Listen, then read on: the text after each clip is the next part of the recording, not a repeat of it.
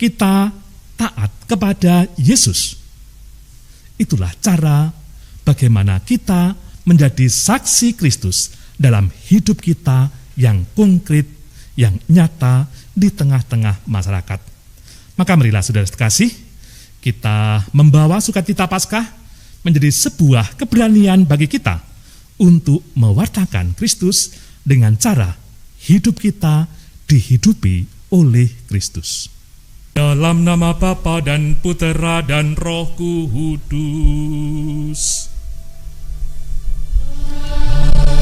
Amin. Kasih karunia dan damai sejahtera dari Allah Bapa dan dari Tuhan kita Yesus Kristus bersamamu dan bersama rohmu. Bersorak-sorailah bagi Allah, hai seluruh bumi. Mazmurkanlah kemuliaan namanya, muliakanlah Dia dengan puji-pujian. Haleluya. Saudara-saudara terkasih dan segenap umat beriman dimanapun berada, kita rayakan Ekaristi pada sore hari ini, menandai kita semua memasuki pekan ketiga dalam masa Paskah. Setiap kali kita bertemu, berkumpul, dan bersyukur untuk merayakan Ekaristi, Kristus hadir di tengah-tengah kita. Sabda Allah pada hari ini akan memberikan kesaksian bahwa Yesus yang sungguh bangkit, sungguh hadir bagi kita. Yesus berkata, "Aku sendirilah ini, rabalah aku dan lihatlah." Yesus hadir di tengah-tengah para rasul untuk menegaskan bahwa Ia sungguh bangkit. Maka pengalaman perjumpaan para rasul dengan Yesus menjadi sumber kekuatan. Kamu adalah saksi. Maka saudara-saudari terkasih, kita pun diajak untuk merasakan bahwa Yesus hadir di tengah-tengah kita, menjadi kekuatan bagi kita dan juga menjadi sebuah keberanian bagi kita juga untuk bersaksi bagi sesama. Namun Mesias harus menderita dan bangkit dari antara orang mati pada hari ketiga. Saudara sekasih, warta kebangkitan Kristus di satu sisi menjadi sumber kegembiraan, tetapi di sisi lain menjadi sebuah keheranan, tidak mudah dimengerti. Maka tidak heran kalau para murid ketika melihat Yesus datang, takut, heran, dan ragu-ragu. Kalau kita menyadari dalam kehidupan kita, ragu-ragu atau bimbang bisa dihadapi oleh semua orang, bisa dirasakan oleh semua orang. Maka dalam situasi yang demikian, pastilah orang membutuhkan sebuah pegangan, membutuhkan sebuah kepastian, membutuhkan sebuah pencerahan. Maka dalam banyak hal, ketika orang dalam keraguan-raguan, dalam kebimbangan, seringkali kemudian diberi pesan, jangan mengambil keputusan. Karena ketika seseorang dalam keraguan, dalam kebimbangan, keputusan yang ia buat tidak murni, tidak jernih dalam pertimbangan-pertimbangan. Kalau kita bertanya, mengapa orang bisa mengalami sebuah keraguan-raguan? Maka ada banyak hal yang bisa menyebabkan keraguan-raguan atau kebimbangan itu.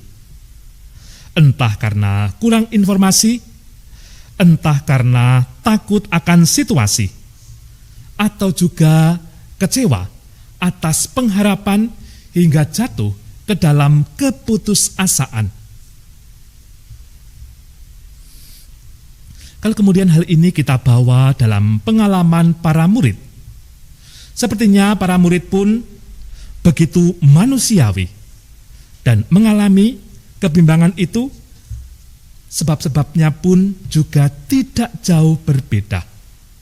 Mereka takut, jangan-jangan akan diperlakukan seperti Yesus. Mereka kurang informasi atau belum sepenuhnya memahami apa yang tertulis dan menjadi isi kitab suci.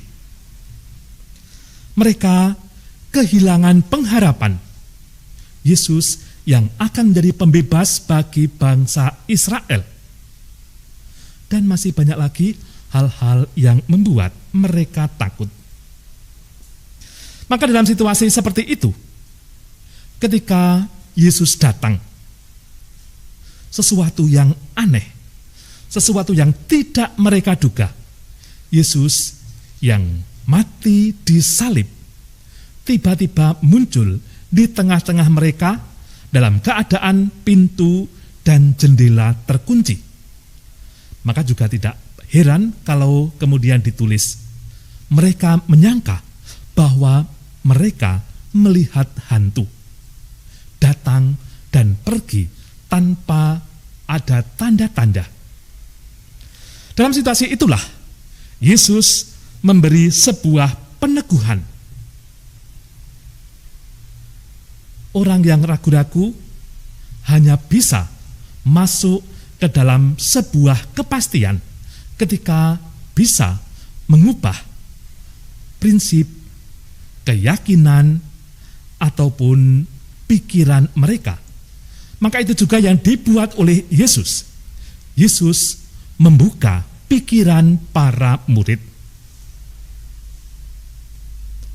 Ketika para murid menyadari, memahami, mengerti isi kitab suci, bahwa Yesus, Sang Mesias, harus menderita sengsara, wafat, dan bangkit dari antara orang mati, maka kiranya hal itu menjadi sumber kekuatan.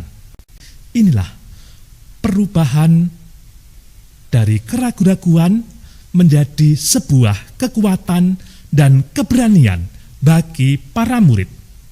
Para murid akhirnya ditegaskan oleh Yesus, kamulah saksi-saksi atas semuanya ini.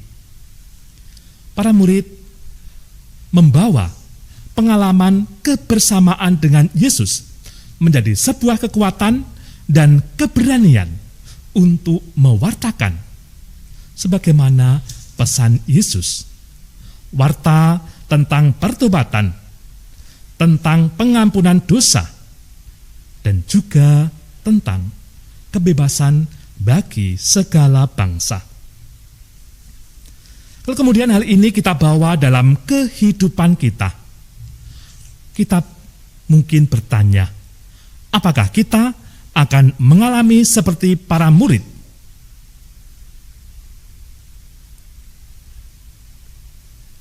Kita tidak bisa menjawab ya atau tidak. Tetapi kita selama ini belum mengalami seperti para murid.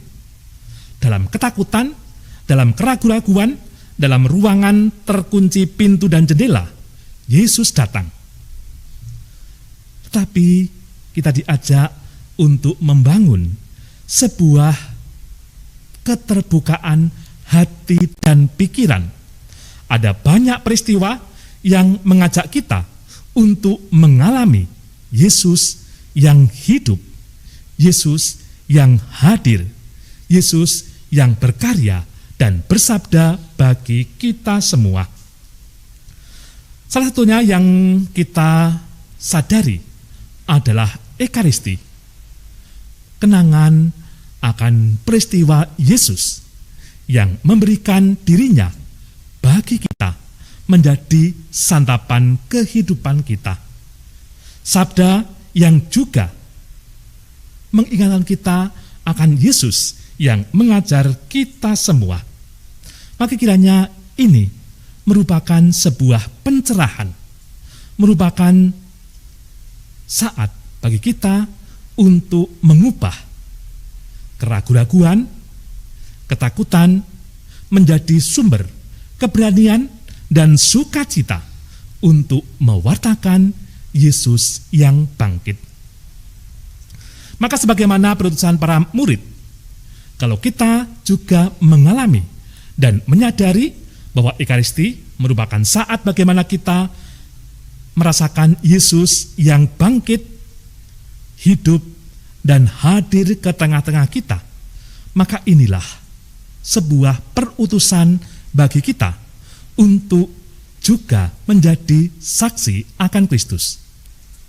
Memang pada akhirnya kita bertanya, bagaimana kita menjadi saksi akan Kristus yang bangkit dan hidup? Kita bisa berangkat dari hal-hal yang sederhana.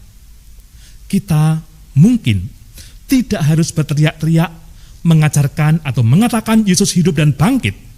Tetapi kalau kita hidup seturut ajaran, keteladanan, dan perintah, atau dengan kata lain, kita taat kepada Yesus. Itulah cara bagaimana kita menjadi saksi Kristus dalam hidup kita yang konkret, yang nyata di tengah-tengah masyarakat. Maka marilah saudara sekasih, kita membawa sukacita Paskah menjadi sebuah keberanian bagi kita untuk mewartakan Kristus dengan cara hidup kita dihidupi oleh Kristus. Marilah berdoa.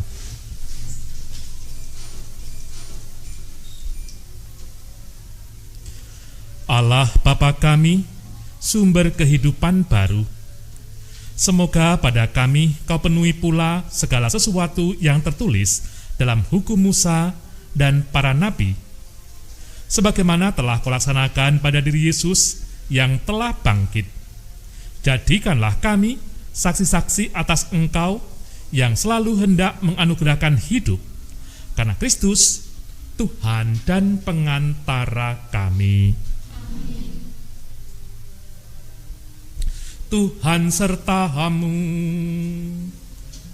dan sertamu juga, saudara-saudari sekalian, dan seluruh umat beriman dimanapun berada, senantiasa dibimbing, dilindungi, dihibur, dikuatkan, dan diberkati oleh Allah yang Maha Kuasa, Bapa dan Putera dan Roh Kudus. Amin. Perayaan Ekaristi sudah selesai. Haleluya, haleluya.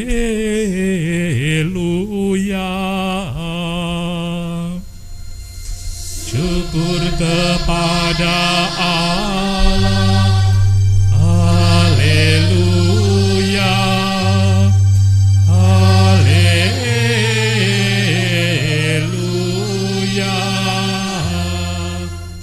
Marilah pergi kita semua diutus.